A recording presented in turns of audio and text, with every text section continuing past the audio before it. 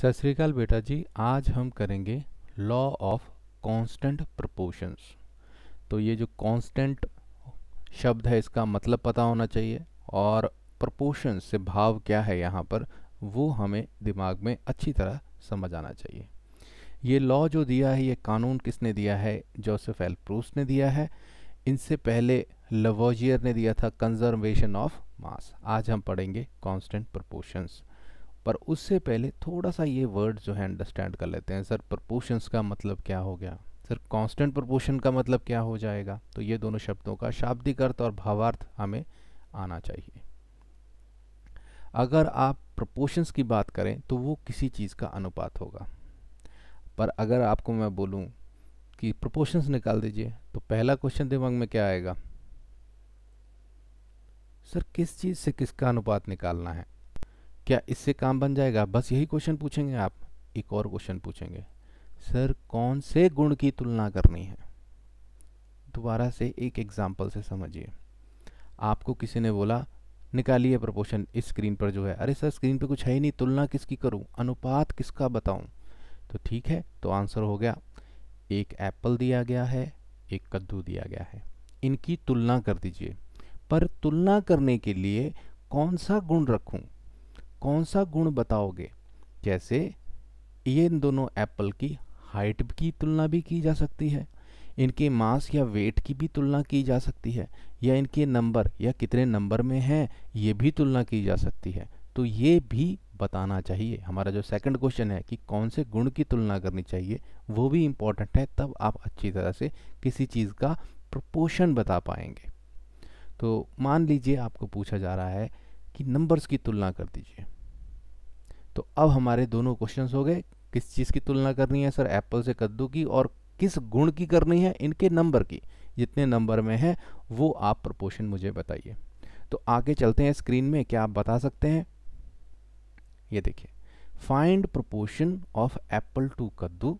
Apple से कद्दू का अनुपात बताइए by number. By number second question का आंसर कर रहा है कि कौन सा गुण कंपेयर करना है, किस गुण का आपने अनुपात बताना है, वो यहाँ पर लिखा हुआ है बाय नंबर। तो हम इसको आंसर कर सकते हैं कि संख्या गिननी है। अच्छा, आप संख्या गिनने को बोल रहे हैं, तो एप्पल कितना है?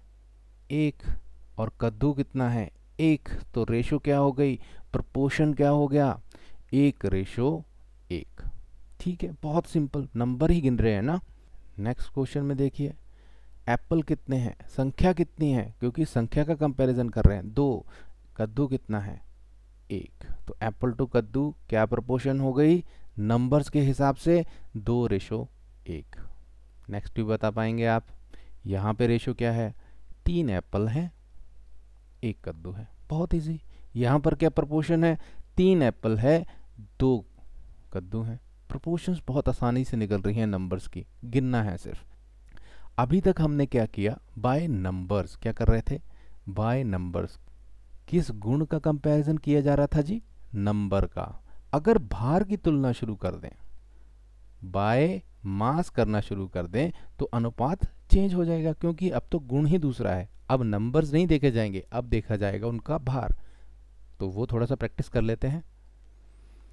Find proportion of apple to कद्दू बाय मास, यानी कि मास को आप भार ले सकते हैं अभी तक, तो भार ही समझ लीजिए। संख्या तो देखने से पता लग जाती है, भार तो किए होने चाहिए, मेजर किए होने चाहिए। देखने से नहीं बता सकते कितनी भारी है कोई चीज़ है। तो यहाँ पर मैंने बता दिया कि मान लीजिए एप्पल 1 किलोग्राम का है और कद्दू 16 किलोग्राम का है। अब इनकी जो प्रोपोर्शन होगी 1:1 लिख दूँ। वो तो सर नंबर्स जो गुण था उस हिसाब से थी। अब तो आप मास की बात कर रहे हैं, उनके भार की बात कर रहे हैं जो अलग अलग हैं। ठीक है, तो हमारा जो अब प्रोपोर्शन बनेगा बाय मास वो बन जाएगा 1:16। सिंपल। अब भार की तुलना हो रही है। दूसरे क्वेश्चन में देखिए, यहाँ पर क्या होगा? अब ये 1 किलोग्राम का एक था ना, और ये 16 किलोग्राम का एक है। अब ये 2 हो गए तो 2 किलोग्राम हो जाएगा ना इन दोनों का भार, और इसका भार तो 16 ही है, 2:16। सिंप्लीफाई करके 1:8 लिख सकता हूँ। 2 1 2, 2 8 16, ऐसे भी लिख सकता हूँ। अगर ऐसा है तब भी ठीक है, तब भी कुछ गलत नहीं है। बाय मास ज़रा इनका निकालिए, इसका कितना भार हो जाएगा 1 किलोग्राम एक एप्पल का, तो 3 का 3 किलोग्राम, ये तो एक ही है तो वो हो जाएगा रेशो 3:16। अभी इसका रेशो निकालिए, 3 तो ये है यानी कि 3 किलोग्राम। अब 16 के 2 कद्दू आ गए तो 32 का भार हो जाएगा, तो भार ही कंपैरिजन कर रहे हैं। तो अब प्रोपोर्शंस देखिए कैसे चेंज हो रही हैं, 3:32। तो आपको जो अभी एग्जाम्पल दिया गया, पहले नंबर्स कंपेयर किए या नंबर्स के अनुपात लगाया, तुलना की, और उसके बाद मास की, और हमने देखा कि अनुपात डिफरेंट आएंगे क्योंकि गुण जो कंपेयर हो रहा है वो अलग हो रहा है। किसी भी चीज़ का अगर आप नंबर्स की प्रोपोर्शन कर रहे हैं, प्रोपोर्शन या तुलना कर रहे हैं, तो ज़रूरी नहीं कि वो उसके भार के बराबर भी होगी, वो प्रोपोर्शन अलग हो सकती है। अब हम क्या करेंगे, कांस्टेंट प्रोपोर्शन वर्ड को समझते हैं। कांस्टेंट प्रोपोर्शन वर्ड को समझते हैं। प्रोपोर्शंस हमारे दिमाग में बन गया कि एक चीज़ की तुलना है। कांस्टेंट प्रोपोर्शन को कैसे समझना है, सपोज कर लीजिए एक दिवाली गिफ्ट बनाते हैं आप, ठीक है, जो मार्केट में मिलता है, चाहे ऑनलाइन भी खरीद सकते हैं, बट उसका नाम है, फिक्स नाम है, एक कंपाउंड समझ लो उसको, कंपाउंड बोल दिया हमने, क्यों, उसमें 2 एप्पल होते हैं और 1 कद्दू होता है, ठीक है, 2 एप्पल होते हैं, 1 कद्दू होता है, और उसका नाम दे दिया दिवाली गिफ्ट। ये जो गिफ्ट है ये 3 दोस्तों ने खरीदा, एक ने दुकान से खरीद लिया, एक ने अमेज़ॉन से खरीद लिया, एक ने फ्लिपकार्ट से खरीद लिया। अब क्या हुआ, जो शॉप वाला था, जिसने शॉप से खरीदा था, अगर वो उस गिफ्ट को खोलता है और देखता है तो उसमें 2 की जगह 1 ही एप्पल है और कद्दू 1 है, तो वो बोलेगा प्रोपोर्शंस जो हैं वो कांस्टेंट नहीं थी, इसमें बताया गया था 2 एप्पल होंगे 1 कद्दू होगा, प्रोपोर्शन ये होनी चाहिए थी बाय नंबर, पर गड़बड़ हो गई, फिक्स नहीं रहा, मेरे को तो शॉप वाले ने बेवकूफ़ बना दिया, प्रोपोर्शंस कांस्टेंट नहीं दी मुझे। जबकि अमेज़ॉन और फ्लिपकार्ट से जो खरीदते हैं, जो ऑनलाइन खरीदते हैं, दोनों को जब पहुंचता है ये प्रोडक्ट, तो वो दोनों खोलते हैं, 2 एप्पल होते हैं और कद्दू होता है। तो ये बाय नंबर खुश हो गए कि ठीक है 2 एप्पल आए और 1 कद्दू जो है वो बाय नंबर हम दोनों को सेम कांस्टेंट प्रोपोर्शन में मिला है, बट किसमें, बाय नंबर में। बट बाय मास में देखा तो फ्लिपकार्ट वाले को 16 केजी की जगह कद्दू मिल गया 8 किलोग्राम का, तब भी प्रोपोर्शन सही नहीं मिली। नंबर्स की प्रोपोर्शन तो सही मिली दोनों को, बट जो भार था उसको एक को मिला 2:16 या 1:8 और एक को मिल गया 2:8 यानी कि 1:4। तो प्रोपोर्शन समझ रहे हैं और किस गुण की तुलना कर रहे हैं ये हमें समझना ज़रूरी है। अगर हमने ये आपको कॉन्सेप्ट समझ नहीं आया तो एक बार दोबारा देख सकते हैं आप वीडियो, और उसके बाद ही रीड करना शुरू कीजिए, जिससे आपकी अच्छी अंडरस्टैंडिंग बनेगी। तो आगे हम बुक रीड करना शुरू कर रहे हैं। Law of constant proportion. Constant fixed, proportion किसी चीज़ की तुलना होती है, किसी गुण की।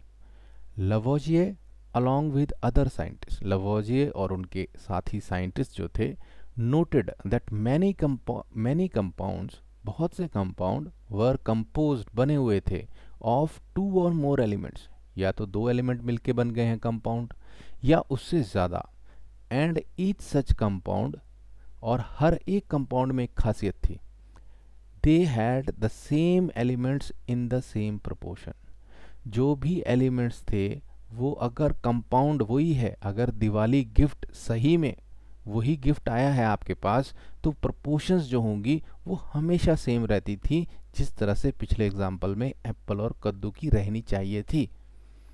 पर हमारे केमिकल वर्ल्ड में, केमिकल लाइफ में, अगर कोई कंपाउंड दिया जाता है तो उनकी प्रोपोर्शन चेंज नहीं होती। आपको कोई धोखा शॉपकीपर से नहीं होगा, चाहे आप पानी वाटरफॉल से लीजिए, एक कंपाउंड है H2O, जिस तरह से 2 एप्पल मिलके बन रहे थे, तो उसी तरह से पानी रिवर से ले लीजिए, उसी तरह से अपनी किचन का पानी ले लीजिए, उनमें हाइड्रोजन और ऑक्सीजन जिस प्रोपोर्शन में होंगी, बाय नंबर कितनी होंगी, 2 हाइड्रोजन 1 ऑक्सीजन, यहाँ पर 2 हाइड्रोजन 1 ऑक्सीजन। यहाँ पर किचन टैप में 2 हाइड्रोजन 1 ऑक्सीजन। ये जो प्रोपोर्शन बाय नंबर है, अभी तक नंबर्स की बात की है, ये फिक्स रहेगा, ये चेंज नहीं हो जाएगा जैसे हमारा नॉर्मल लाइफ में हो जाता, क्योंकि प्रोपोर्शंस फिक्स रहेंगी। इसीलिए इसको बोला जाता है लॉ ऑफ कांस्टेंट प्रोपोर्शंस। कोई भी कंपाउंड ले लें, यहाँ पर एग्जांपल लिया है पानी का H2O, कहीं से भी ले लीजिए, irrespective of where the compound came. Irrespective मतलब इसकी बजाय कि कंपाउंड कहाँ से आया है, चाहे झरने से, चाहे आपकी जो नलका है किचन का, सभी में जो प्रोपोर्शन होगी बाय नंबर और आगे पैराग्राफ में बोलेगा बाय मास, सेम रहने वाला है, आपके साथ धोखा नहीं होगा। In a compound such as water, एक कंपाउंड, वाटर भी एक कंपाउंड है, डिफरेंट एलिमेंट से बना है, डिफरेंट एटम्स से बना हुआ है, तो हम इसे बोलेंगे ये क्या है, एक कंपाउंड है।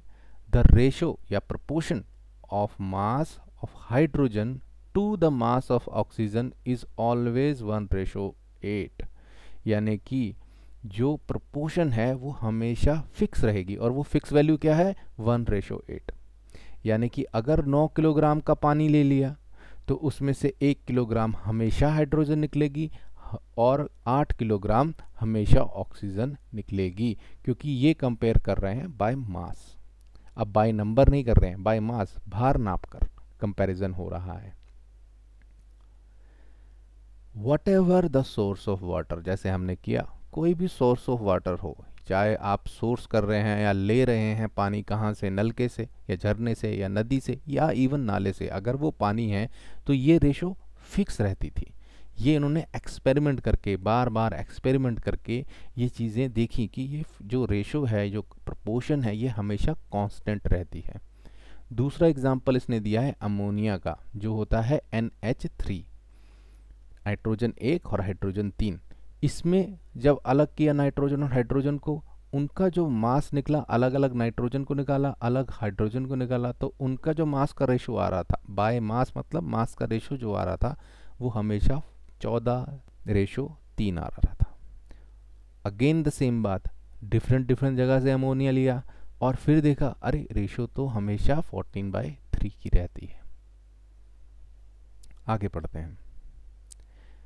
This led to the law of constant proportion which is also known as the law of definite proportion. इसको हम लॉ को डेफिनेट प्रोपोर्शन भी बोल देते हैं। डेफिनेट का मतलब कांस्टेंट से रिलेटेड ही है। डेफिनेट कोई चीज़ हो जाएगी, इसका मतलब श्योरली वो वही रहेगी, जो मैंने बोला है वही हो जाएगा।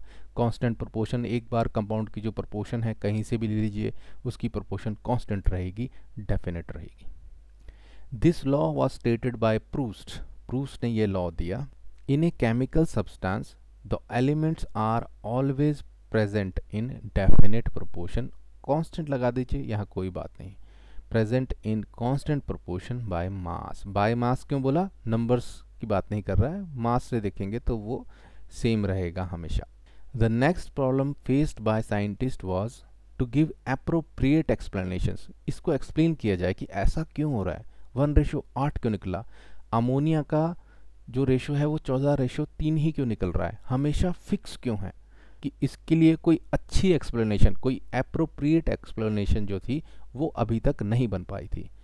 तभी हमारी एंट्री होती है एक ब्रिटिश केमिस्ट, यानी कि इंग्लैंड के रहने वाले, जो ब्रिटेन में रहेंगे, ब्रिटेन बोलते हैं इंग्लैंड को, तो British chemist John Dalton provided the basic theory about the nature of matter. तो ये जो भी क्वेश्चन आ रहे थे दिमाग में, अब कंपाउंड्स का कांस्टेंट प्रोपोर्शन निकल रहा है, मास कंजर्व रह रहा है रिएक्शन के बाद, ये क्यों हो रहा है, इसकी एक बेसिक थ्योरी दी गई जॉन डाल्टन के द्वारा। Dalton picked up the idea of divisibility of matter which was till then just a philosophy.